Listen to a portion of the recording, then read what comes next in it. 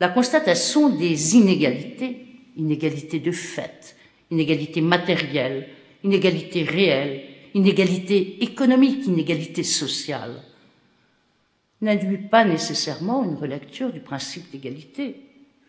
La notion d'égalité abstraite, formelle, qui retrace le principe juridique, n'est pas supplantée par celle d'égalité concrète.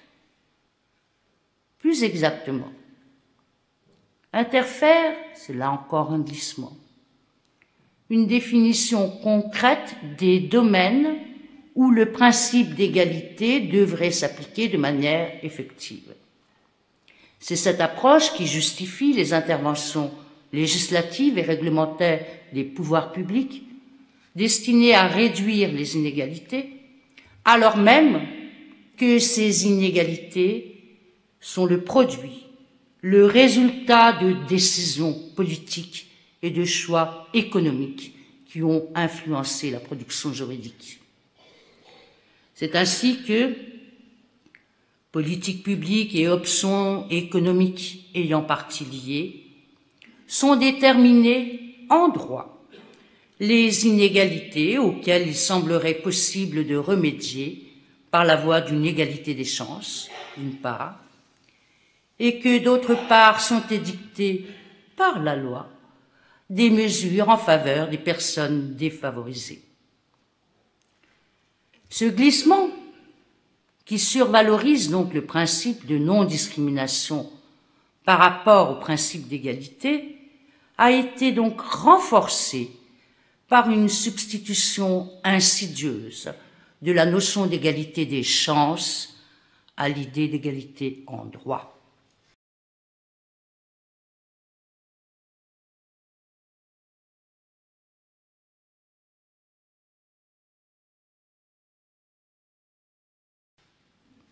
Le rapport du Conseil d'État en 1996 sur le principe d'égalité invitait d'ailleurs à rechercher si une meilleure égalité des chances n'apporterait pas aux problèmes économiques et sociaux de la société contemporaine une réponse plus équitable. Il estimait, dans ce rapport, que le principe d'égalité joue davantage sa crédibilité sur le terrain de l'égalité des chances. Mais c'est oublier que l'égalité des chances, c'est une proposition, c'est un projet, c'est un dessein qui dispose autrement l'égalité en droit. La préoccupation des politiques juridiques n'est donc plus d'assurer la garantie de l'égalité en droit. L'objectif n'est pas non plus de remédier aux inégalités réelles en proposant une inégalité de droit. En fait, le projet, c'est de substituer à la conception d'un droit l'idée d'une chance. Et le système juridique échappe à toute remise en cause. Son évolution, ses modifications, ses transformations ne sont pas analysées, ou du moins n'ont pas à être analysées à l'aune de la question sociale. Car au fond, donner la priorité à l'égalité des chances par rapport à l'égalité en droit revient à exclure toute réflexion sur la formation, l'apparition des inégalités dites réelles, de ces inégalités matérielles, des inégalités économiques et sociales. Le discours juridique s'est incliné devant la décision économique et l'égalité des chances devient un outil dont disposent les gouvernants pour justifier les distinctions sociales et entériner les conséquences de leurs politiques économiques. Car l'égalité des chances ne propose pas de remède aux inégalités. Au contraire, les inégalités sociales sont entérinées. En effet, l'appréhension des inégalités à travers le prisme de l'égalité des chances signale la qualité de l'effort attendu ou fourni par les individus pour ne pas être en situation de vulnérabilité, pour ne pas se trouver en situation de précarité, pour ne pas être contraints à chercher, à obtenir aide, soutien, assistance.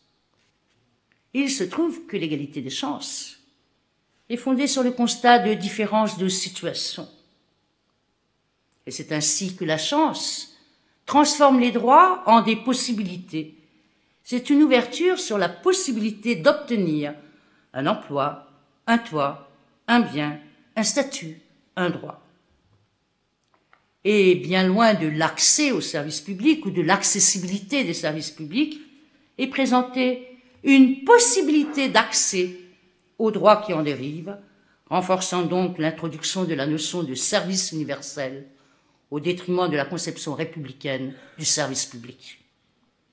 Aussi, pour ceux qui ne disposeraient d'aucune aptitude pour s'emparer de ces chances qui leur sont offertes, qu'ils sont censés détenir, n'existe pas d'autre forme de soutien que l'aide, l'assistance.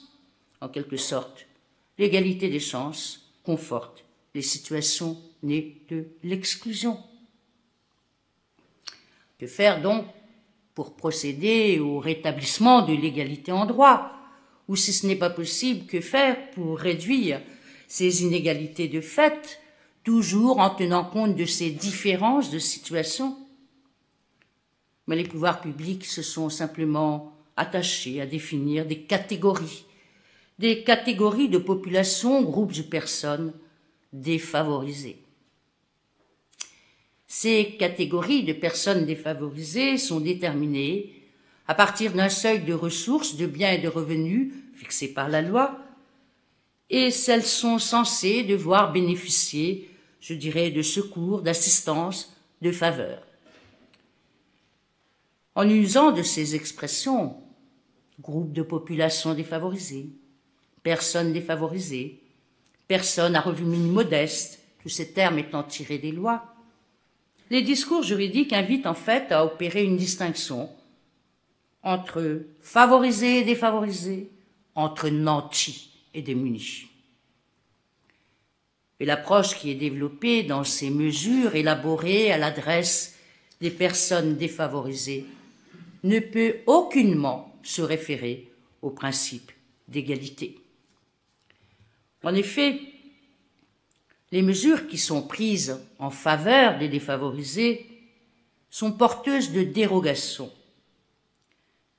Elles ne peuvent être légitimées, reconnues, accordées que sous certaines conditions objectives, donc basées sur l'analyse des différences de situation, ces situations faisant état, en fait, de particularités quant à l'intégration sociale, quant à l'insertion professionnelle.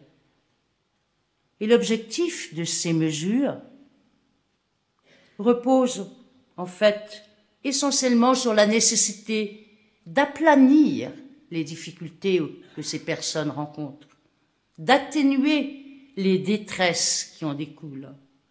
Et là encore, sans que l'origine de ces situations soit recherchée, sans que les sources de ces situations soient étudiées, sans que les causes de ces situations soient détaillées. Et ainsi, on retient des éléments standards de bonne bourgeoisie pour pouvoir évaluer ces défaveurs, ces situations de défavorisés. Et l'on prend des standards, tels un logement décent, des moyens convenables d'existence. Or, ces standards renvoient aujourd'hui à la pauvreté, à la misère, et parfois même à à l'insalubrité. Situation de dignité. En fait, ces éléments sont définis de l'extérieur. Ils forment les conditions objectives d'appréciation des situations économiques et sociales. Ce raisonnement, qui est donc là aussi dû à un glissement, contribue nécessairement à limiter l'effet discriminatoire de ces mesures prises en faveur des défavorisés. Mais en même temps, ce raisonnement apparaît profondément discriminant. La démarche est humiliante, elle est pesante pour ceux qui se voient ainsi désignés en situation de précarité, qualifiés économiquement faibles ou dépourvus de ressources. Les mesures qui sont prises en leur faveur les invitent d'une certaine façon à assumer leur infériorité économique et sociale.